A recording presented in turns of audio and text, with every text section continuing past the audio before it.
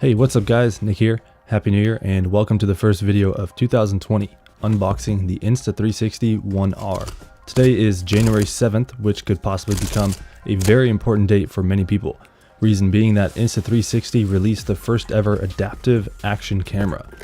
If you're wondering what that means, well, the concept is simple. One battery, one processor, and a selection of quick swapping lenses.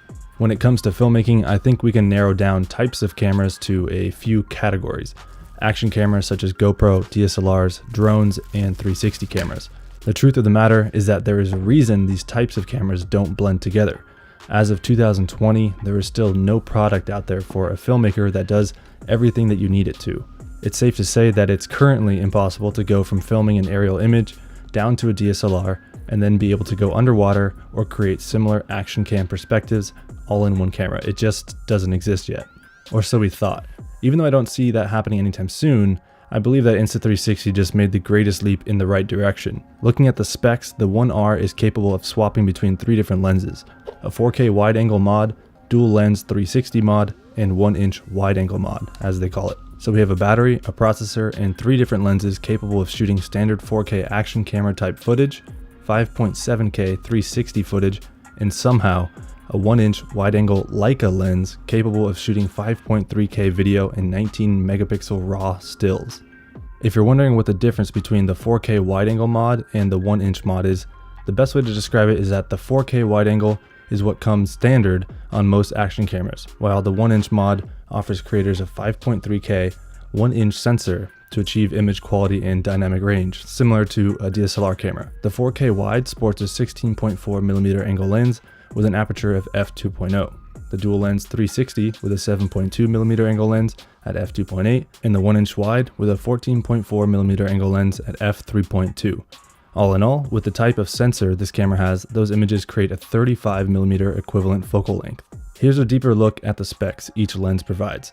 Something to keep in mind is that even though the camera has been announced, I was informed that this is still a pre-production version of the hardware, firmware, and the app, so things may change. But so far, while looking at the specs, I'd have to say that I'm most impressed by the ability of the 1-inch wide-angle lens to shoot 5.3K.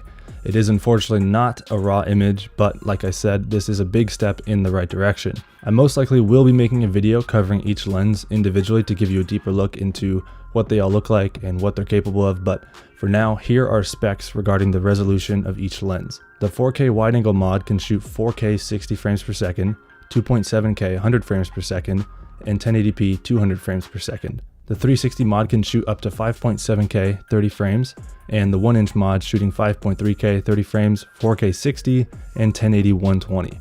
The one thing I would like to see on this list would be the ability to shoot in 24 frames per second in each resolution available. The only lens capable of doing so is the 360 mod at 5.7K, which is still pretty good. The other lenses shoot with a minimum of 30 frames per second. Not the end of the world for an action camera, but there are moments when 24 frames per second is a plus to have. As far as video coding, we can expect an H.264 and H.265 format for the 4K wide angle and 1-inch wide angle, and H.264 for the dual lens 360 mod. A bitrate up to 100 megabytes per second is pretty standard for action cameras and is included. The camera shoots in the auto setting, but is capable of shooting in manual mode for those that want a bit more control like myself. Different video modes are available for the different lenses attached. In summary, the camera can shoot standard video, HDR, time-lapse, time shift, and bullet time. If you'd like a better understanding of what those video modes are, let me know down in the comments and I'll make a video covering those topics. While sitting in the launch meeting, there were rumors of external audio recording. This has been such a huge problem with GoPro in the past. They basically gave up on the production of their 3.5mm mic adapter, which left a lot of customers, including myself, pretty frustrated. I will be making a separate video pertaining to the audio in this camera, and if what they're saying is true, it could solve a lot of people's problems. In regards to battery life, I heard numbers close to 1 hour, but as mentioned before, those numbers could change, hopefully for the better. Okay, so jumping into the software. This is where it gets a little crazy and in a good way.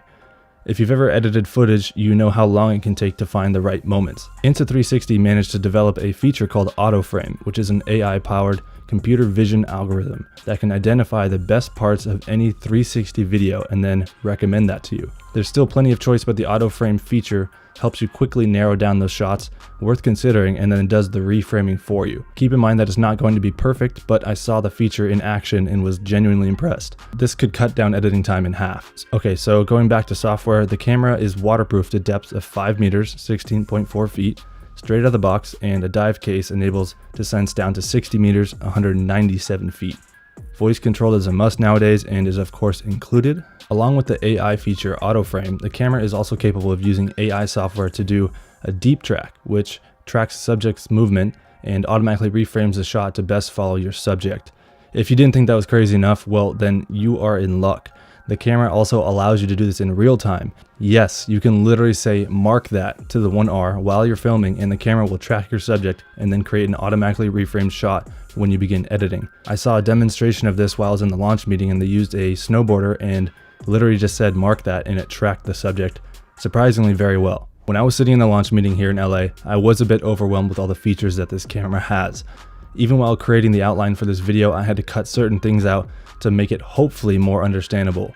Insta360 really is working hard to create a product that can do everything a filmmaker or creator needs. I look forward to creating an in-depth comparison to GoPro's line of cameras, testing image quality, internal stabilization, and color grading ability. This is more of an overview than a full product review, but I'll be installing the firmware they provided me and making a more in-depth review regarding this camera. So far, I must say I am impressed. Whether you're a motorcycle rider, filmmaker, snowboarder, athlete, or just enjoy capturing memories, this is a camera I would consider investing in. I always try to be transparent, so I will say that if you are interested in learning more and potentially purchasing this camera, please do so via the link in the description. I receive a small commission from the purchase, which in turn supports the channel and allows me to create more videos. Regardless of this being a sponsored video, I only bring products to the channel that I feel are worth watching or investing in. That's it for today's video. I'll catch you in the next one. Peace.